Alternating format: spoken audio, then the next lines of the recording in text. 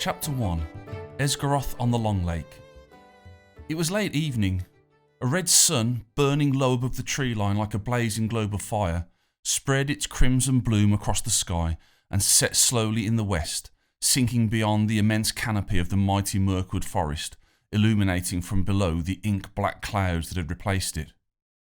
Throughout the city, heavy oak doors and window shutters were closed and barred, not only against the creeping darkness of the approaching night, but against the rising wind that rolled in from off the Long Lake, lifting the surface in angry peaks and swells and breaking upon the deserted western shore in froth and spume. The many boats moored hull to hull in the wharves jostled and tugged at their painters, whilst the forest of masts swayed precariously and the wind whistled through the ropes and gear that held them fast. The gulls, who had fought the day long over flotsam in the harbour, had ascended the heights of the naysayer's tower, from which vantage point they now gave shrieking vent to their premonition of the coming storm. Finally, the black clouds that had gathered over the black waters of the lake broke, releasing their load in a sudden deluge of rain that rattled the wooden shingles of the rooftops and bounced upon the timbers of the catwalks and boardwalks that traversed the city. Hanging signs that swung from iron brackets above shop doorways squealed as they swayed violently in the wind. Across the wide expanse of the lake, the rain fell in a torrent as wave after wave stippled the water's already agitated surface. Anyone with any sense, and a shilling or two to accompany it, was sheltered safely indoors, settled beneath a roaring fire, safe from the wind and rain of the closing night. The long causeway that stretched from the western shore across the roiling surface of the lake to the Basal Gate in the city's huge skirt wall was brindled and slick with the rain that poured from the angry sky above, and with the spray and flood that o'erlapped the boards from below, and it was onto this precarious platform, passing first beneath the rusted portcullis of the Chancellor's Gate, that a dark figure stepped and made his steady progress toward the city, his features hidden beneath a travelling hood and his cloaked form obscured from the watcher in the gate tower by the sheeting rain.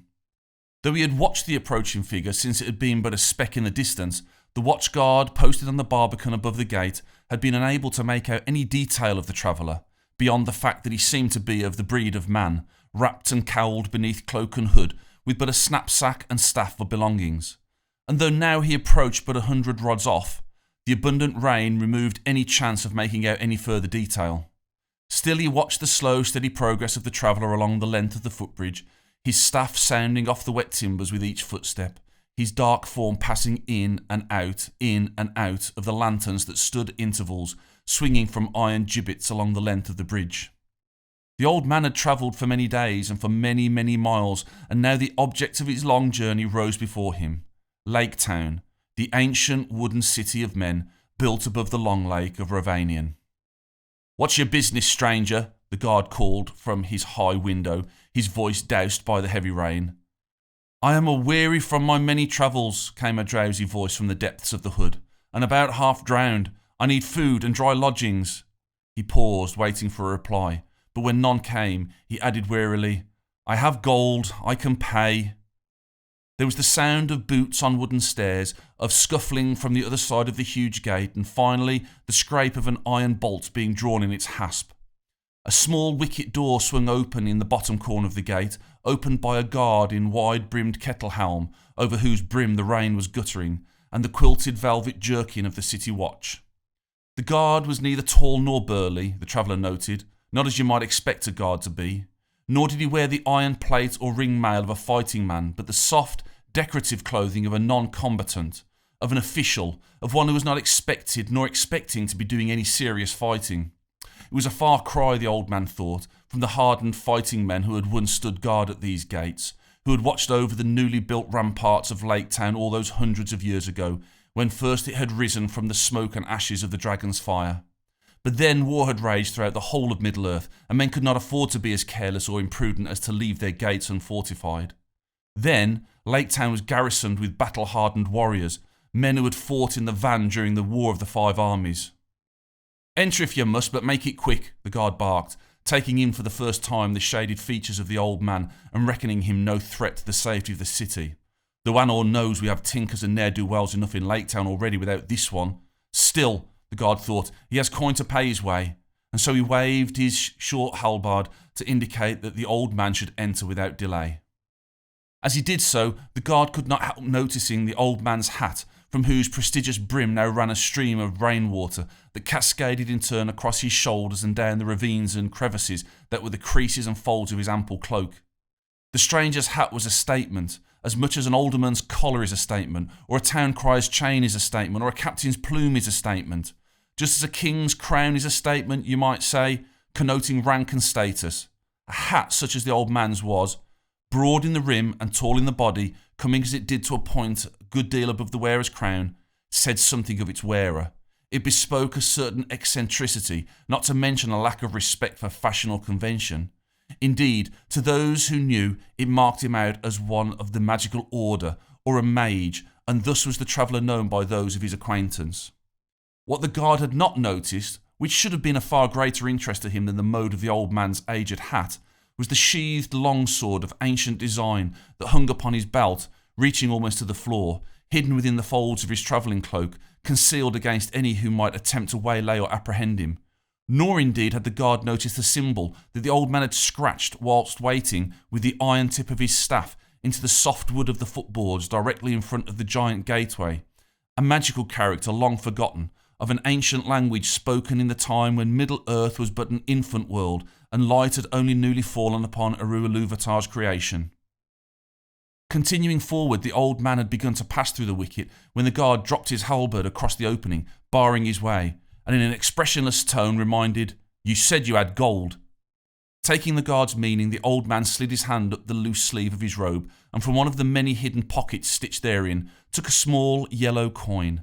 It glinted momentarily like a cat's eye in the light of the gate lanterns before he placed it into the open palm of the guard who, without looking, slipped it into a leather pouch at his belt and withdrew the halberd, admitting the man into the darkness of the lake city. "You'll be needing this," the guard said, passing the old man a stubby, charred torch which he lit from a lantern hanging beside the garrison door.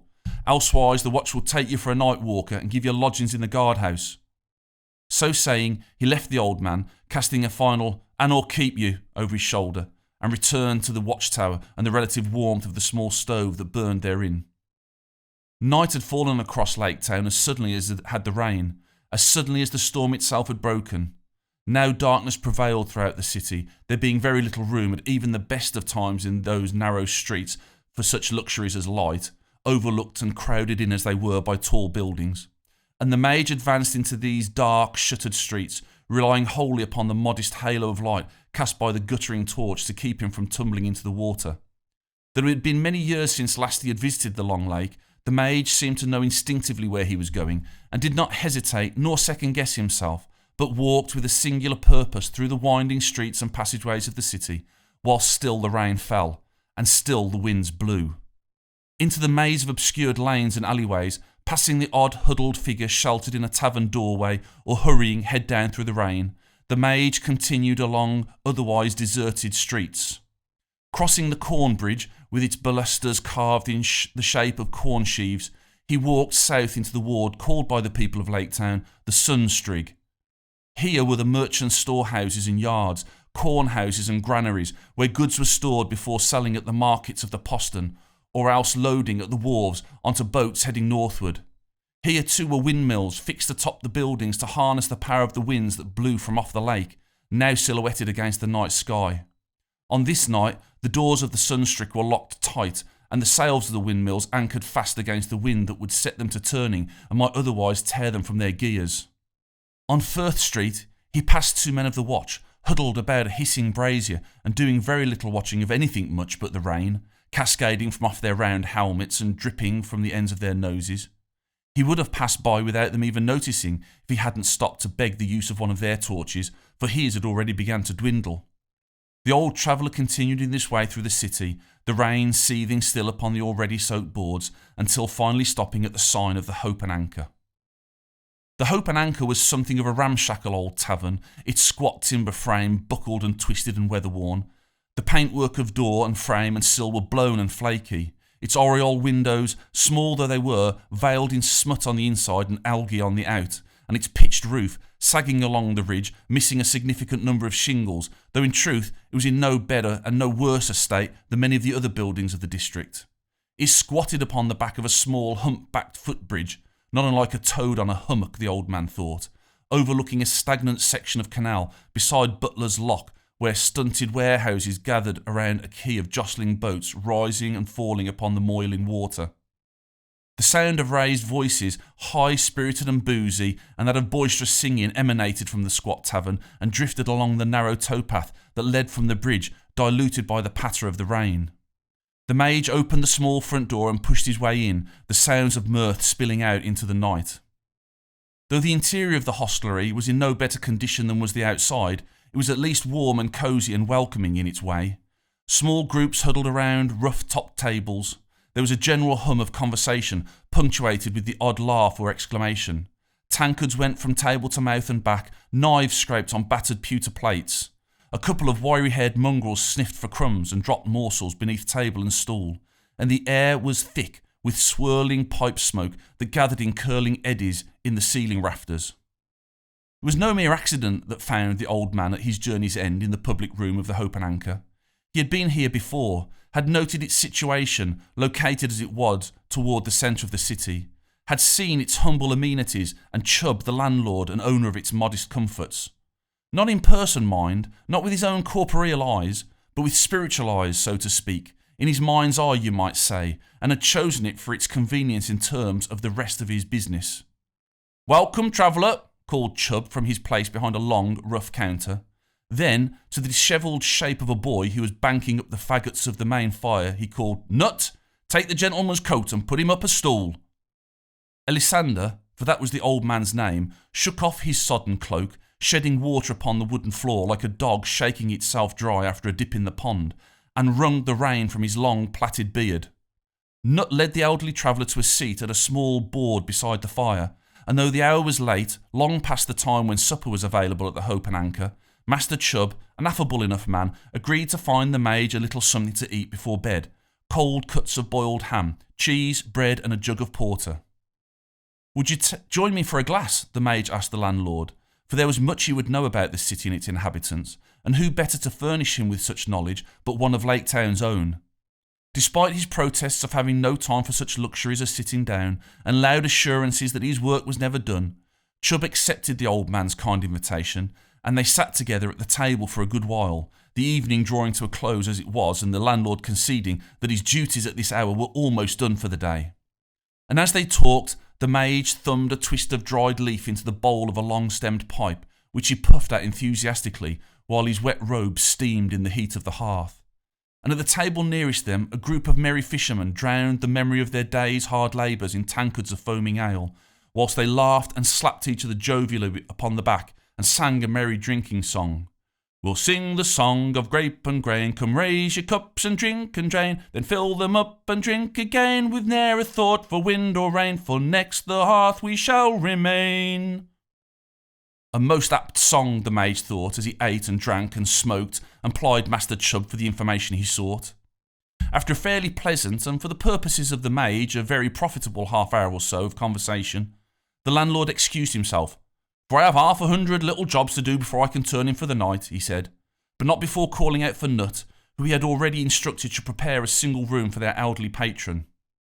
Nut led the old man by the poor light of a tallow candle down a narrow corridor to a small room whose smutty window overlooked the canal along Keel Row. The room had little space and few amenities, a small sagging bed, a single rush chair whose woven seat had a hole worn in the centre from many years of use, and a nightstand with a chipped and cracked jug and bowl of cold water.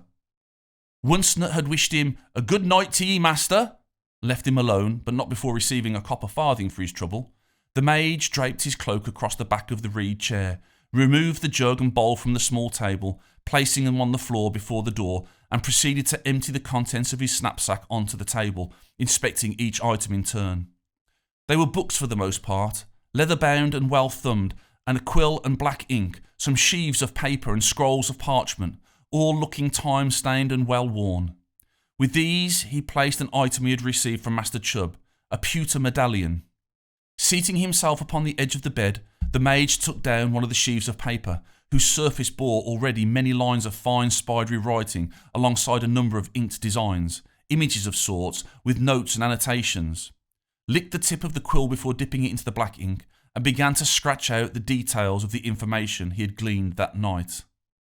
Meanwhile, under cover of night, a small boat slipped unnoticed from amongst the tall reeds of the western shore and out onto the agitated lake.